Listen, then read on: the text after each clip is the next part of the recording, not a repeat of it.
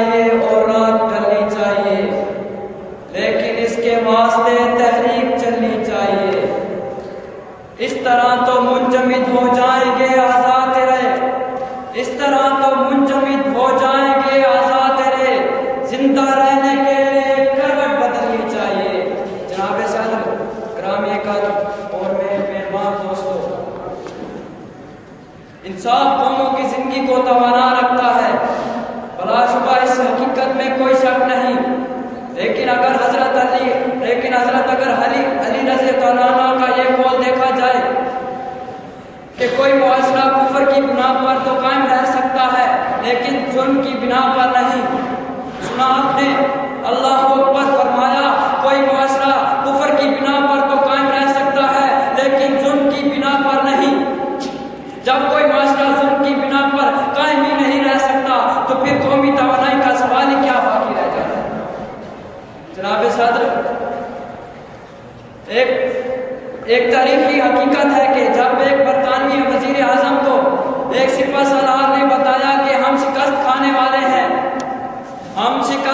والے ہیں اور جاپانی فوجوں نے لندن کا محاصرہ کر لیا، تو برطانوی وزیر اعظم نے صرف ایک سوال کیا، کیا ہماری عدالتیں اب بھی انصاف کر رہی ہیں؟ جواب ملا جی ہاں، جواب ملا جی ہاں۔ تو پھر وزیر اعظم نے کہا نہیں، کوئی بھی ہمیں شکست نہیں دے سکتا، کس میں بھی اتنا دم نہیں، جب تک ہم انصاف کر رہے ہیں تب تک ہمیں کوئی بھی شکست نہیں دے سکتا۔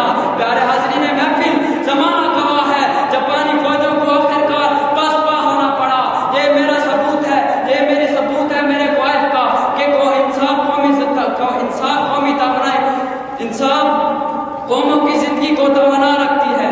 جناب والا غور کیجئے، ذرا ٹھہریے، میری ایک اور دلیل پر غور کیجئے۔ جب ایک چینی فلسفی کنفیوشس سے کسی نے پوچھا کہ اگر ایک قوم کے پاس 3 چیزیں ہوں، معیشت، انصاف اور دفاع، اگر اس میں سے ایک چیز کو باوجہ مجبوری ترک کرنا ہو تو کس چیز کو ترک کیا جائے؟ کنفیوشس نے جواب دیا کہ دفاع کو ترک کر دو۔ سوال کرنے والے نے پھر کہا اگر باوجہ مجبوری ان 2 باقی ماندہ چیزوں میں سے ایک چیز کو ترک کرنا ہو تو کس چیز کو ترک کرنا چاہیے؟ کنفیوشس نے جواب دیا معیشت کو چھوڑ دو۔ سوال کرنے والے نے حیرت سے پوچھا کیوں، ایسا کیوں؟ اگر دفاع اور معیشت کو چھوڑ دیں گے تو عوام کہاں سے کھائے گی؟ عوام بھوکے مر جائے گی، ملک کی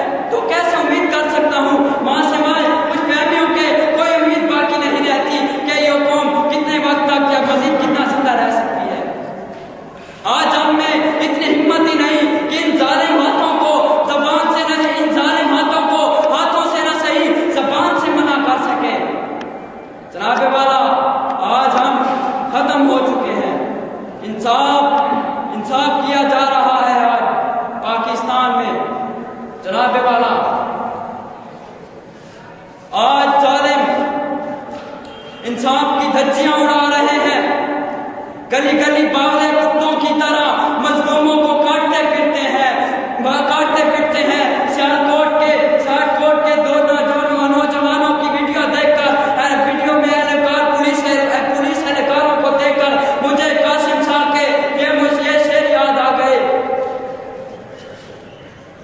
حفاظت باغ کی جب باغ کے مالی نہیں کرتے، حفاظت باغ کی جب باغ کی مالی نہیں کرتے، تو پھر موسم بہاروں کی بھی ہریالی نہیں کرتے۔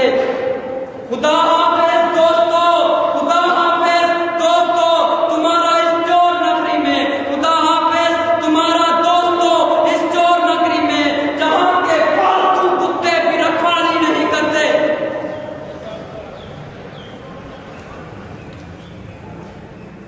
جناب والا تو کہتا ہے غریبوں کے گھروں کی دیوار، غریبوں کے گھروں کی چار دیواری نہیں ہوتی، غریبوں کے گھروں کی چار دیواری نہیں ہوتی۔ تو کہتا ہے کہ وہ پردے کی رکھوالی نہیں کرتے۔ ہمیں بھی دولت کی، ہمیں بھی مال و دولت کی ضرورت پڑتی رہتی ہے، ہمیں بھی مال و دولت کی ضرورت پڑتی رہتی ہے، لیکن ہم دوسروں کی جھولیاں خالی نہیں کرتے۔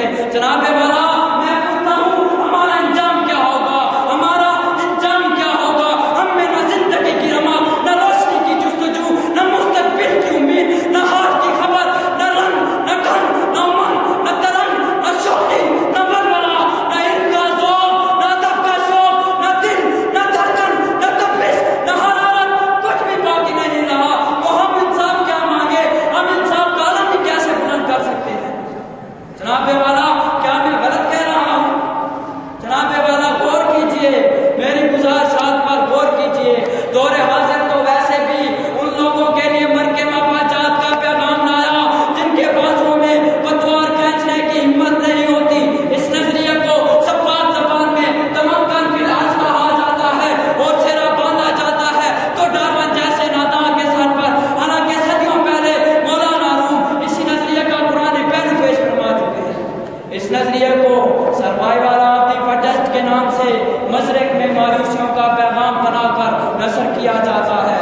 در حقیقت بازبان قرآن نہ در کا بننا تبکن انتبک کہا جاتا ہے۔ دس جاتی ہیں وہ قومیں زمین میں جو نا انصافی، جہالت کا مٹی کو وتیرہ بنا لیتی ہے۔